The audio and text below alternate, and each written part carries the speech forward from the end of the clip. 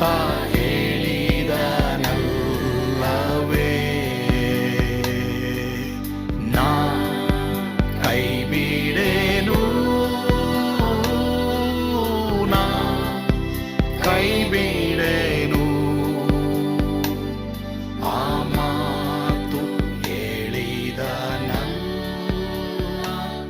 ತಾ ಹೇಳಿದನಲ್ಲವೇ.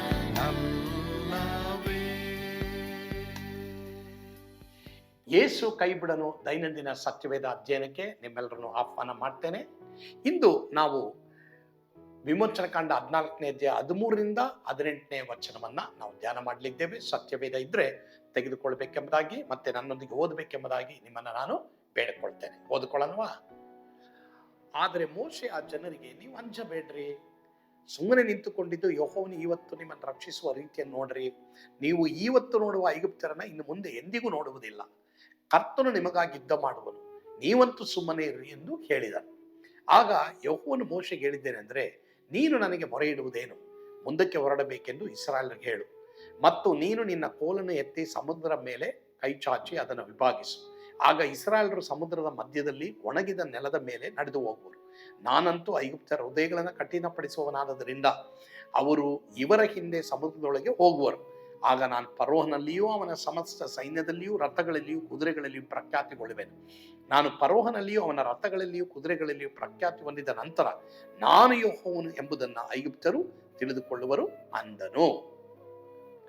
ಈಗ ಇಲ್ಲಿ ನಾನು ಓದುವಾಗ ನೀವೆಲ್ಲ ಕೇಳಿಸ್ಕೊಂಡ್ರಲ್ಲ ಅಥವಾ ನೀವೇ ಓದಿದ್ರಲ್ಲ, ಇಲ್ಲಿ ದೇವರು ಮೋಶೆಯ ಮುಖಾಂತರವಾಗಿ ಇಸ್ರಾಯೇಲರಿಗೆ ಹೇಳ್ತಾ ಇದ್ದಾರೆ, ಯಾಕೆ ಅಂಜ್ತೀರಾ, ಮುಂದೆ ಹೋಗ್ರಿ.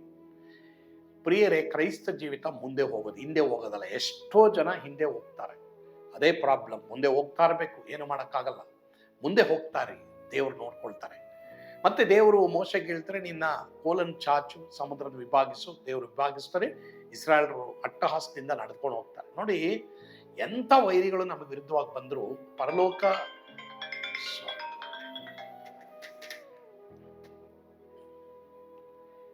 ಎಂಥ ವೈರಿಗಳು ನಮಗೆ ವಿರುದ್ಧವಾಗಿ ಬಂದರೂ ಪರಲೋಕ ರಾಜ್ಯವನ್ನ ಅವರು ತಪ್ಪಿಸೋದಕ್ಕೆ ಆಗಲ್ಲ ಅನ್ನೋದು ನಾವು ತಿಳ್ಕೊಳ್ಬೇಕಾದಂಥ ವಿಷಯ.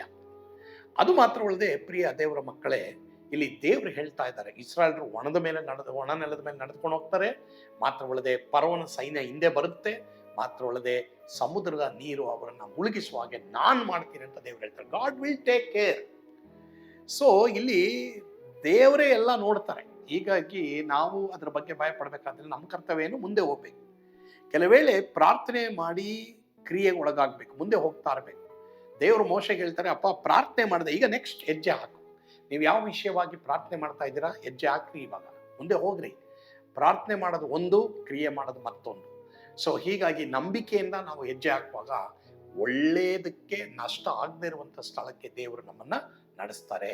ಆದ್ರಿಂದ ಪ್ರಿಯ ದೇವರ ಮಕ್ಕಳೇ, ಇವತ್ತು ದೇವರು ಏನು ಹೇಳ್ತಾ ಇದ್ದಾರೆ, ನಾನು ಯಾರೆಂಬುದಾಗಿ ತೋರಿಸ್ತೀನಿ, ಫರೋಹನಿಗೆ ನಾನು ಯಾರೆಂಬುದಾಗಿ ತೋರಿಸ್ತೀನಿ. ಆದರೆ ದೇವರ ಮಕ್ಕಳಾದ ನೀವು ಪ್ರಾರ್ಥನೆ ಮಾಡಿ ಮುಂದೆ ಹೋಗ್ರಿ ಅಂತ ದೇವ್ರು ಹೇಳ್ತಾ ಇದ್ದಾರೆ. ಇವತ್ತು ಆ ಮೆಸೇಜ್ ದೇವರು ನಿಮಗೆ ಕೊಡ್ತಾ ಇದ್ದಾರೆ.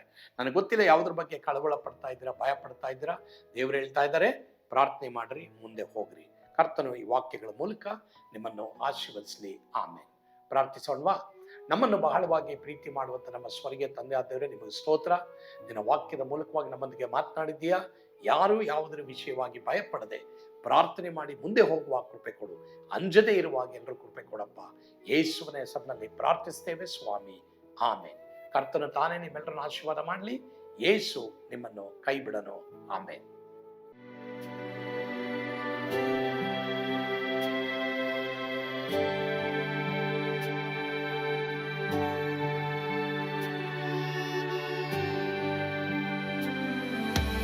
ನಾನು ಪಾತ್ರದಲ್ಲಿ ಇರುವಾಗಲೂ ನೀನು ಭಯಪಟ್ಟು ಓಡಬಾರದು. ನನ್ನ ಮಾತನಂಬಿ ಸ್ಥಿರವಾಗಿರು.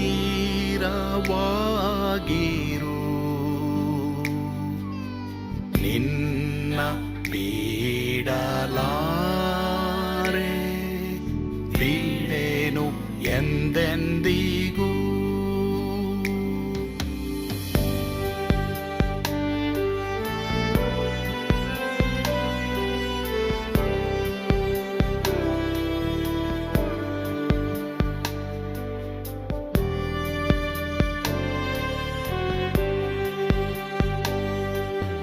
ನಾ ಕೈ ಬಿಡೇನು,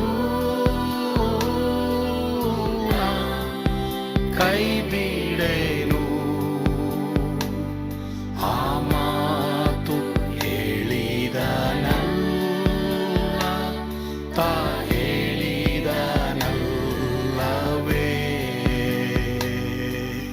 ನಾ ಕೈ ಬಿಡೇನು,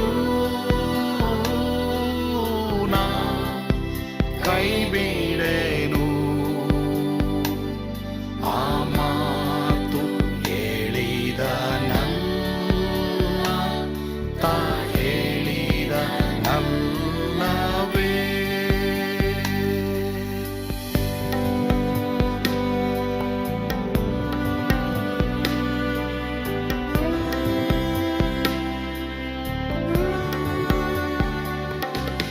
ಸುತ್ತಲೂ ಹೂಗಳು ಬಾಡಿ ಹೋದರು, ಮೇಲೆ ಸ್ವರ್ಗದೋಳು ಬಾದಲಾಗದು. ಅಲ್ಲಿಂದೇಸು ಸ್ವಾಮಿ ಬಾರುವಾತನು, ನನ್ನ ಬಿಡಲಾರ, ನನ್ನನ್ನು ಕೈ ಬಿಡನು. ನಾ ಕೈ ಬಿಡೇನು, ನಾ ಕೈ ಬಿಡೇನು, ಆ ಮಾತು ಹೇಳಿದನಲ್ಲ, ತಾ ಹೇಳಿದನಲ್ಲವೇ.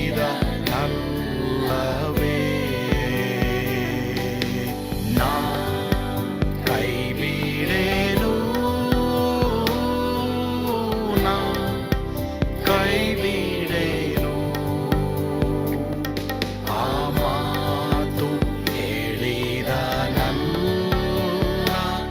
ತಾ ಹೇಳಿದನಲ್ಲವೇ.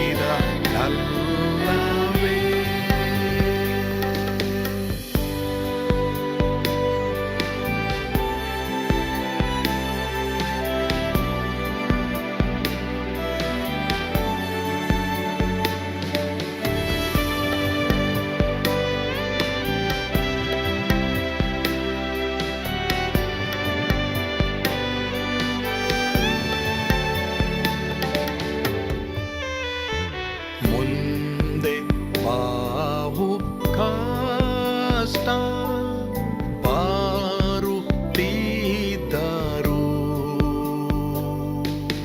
ಬಾಯ ಪಾಡಲಾರೆ, ಸ್ವಾಮಿ ಇದ್ದಾನೆ. ಬಾಲವಾಗಿ ನಿಂತು ಹರ್ಷಗೊಳ್ಳುವೆ, ಸ್ವಾಮಿ ಬಿಡಲಾರ, ಸ್ವಾಮಿ ನನ್ನ ಕೈ ಬಿಡನು.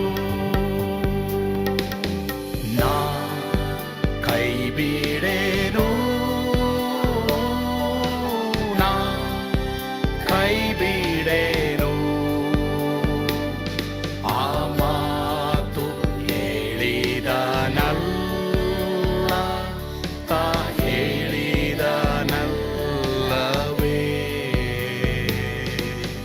ನಾ ಕೈ ಬಿಡೇನು, ನಾ ಕೈ ಬಿಡೇನು, ಆ ಮಾತು ಹೇಳಿದನಲ್ಲ, ತಾ ಹೇಳಿದ